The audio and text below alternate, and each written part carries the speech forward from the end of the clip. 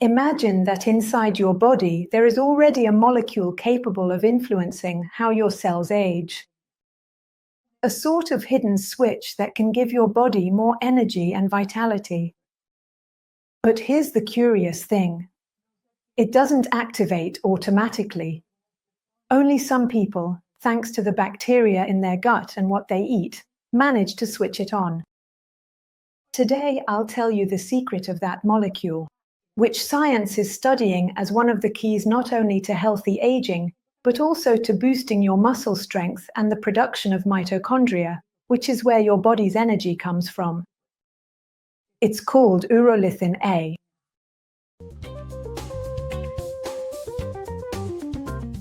Urolithin A isn't a substance you absorb directly from the food you eat, but rather something your gut has to produce.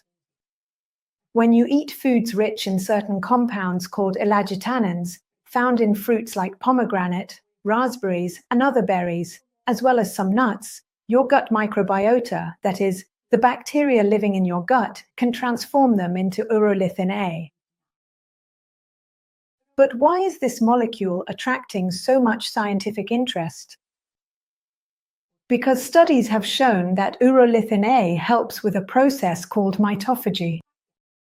In other words, our cells can recycle old or damaged mitochondria and keep only those that work best.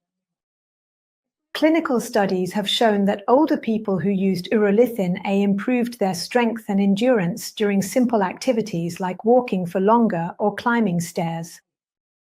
Imagine not getting tired so quickly when doing everyday activities. That is key, because as we age, maintaining muscle and mobility is practically the same as maintaining independence and quality of life. In younger people, urolithin A is showing that it can improve their strength and muscle endurance during workouts. Although it is still being studied, there are signs that urolithin A may help control low-grade inflammation and improve certain markers associated with aging. This doesn't mean that it will make you look younger, but it could help your cells and tissues work very efficiently for longer. After hearing all this, you might be wondering, how can I get urolithin A? Well, the interesting thing is that your body doesn't consume it directly from food. What you eat are precursors, molecules that your gut microbiota then transforms into urolithin A. The main precursors of urolithin A are found in ellagic acid and elagitanins, which are abundant in foods such as pomegranate, red fruits like raspberries and blackberries mainly, and in certain nuts like walnuts, almonds, and pistachios. Now then, it turns out that not all of us produce urolithin A in the same way. The reason? The gut microbiota varies greatly from one person to another. Some people can produce it in good amounts, others very little, and some almost none at all. There's something that needs to be clarified here. This isn't about jumping on the bandwagon of the miracle molecule. My aim is for you to have clear and complete information so you can assess for yourself whether your gut can produce this molecule or if you need supplementation. First, focus on looking after your gut and your diet, because that's the true natural source of urolithin A. Urolithin A is produced by specific strains of gut bacteria, including Gordonobacter, Bifidobacterium, and Pseudocatenulatum, among others. It might sound a bit complicated, but what matters to you is providing your gut with the foods that support these bacteria so that the strains which produce urolithin can thrive.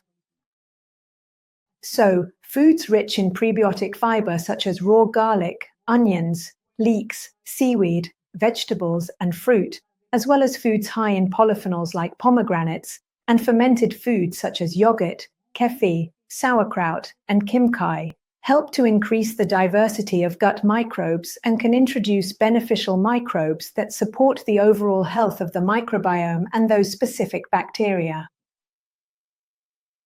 Some animal fats, such as those from fish and dairy, increase certain taxa that promote bacterial balance.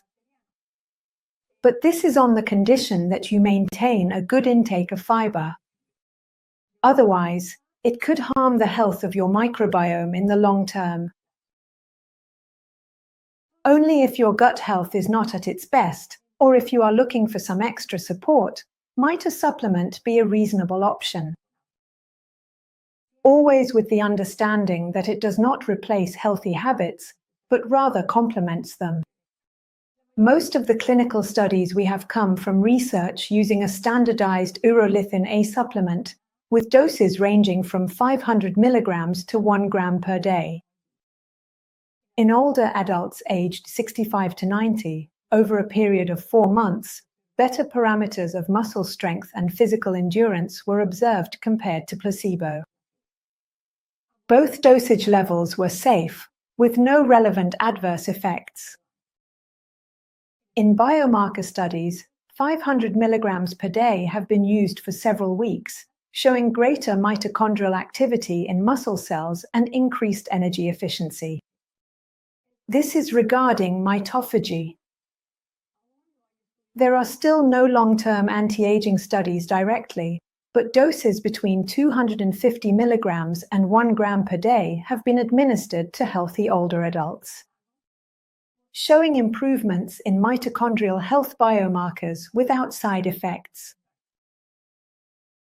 If you enjoyed this video, please give it a like, subscribe to my channel and my website, and remember to leave me a little comment so the algorithm will activate my notifications when we have new content for you.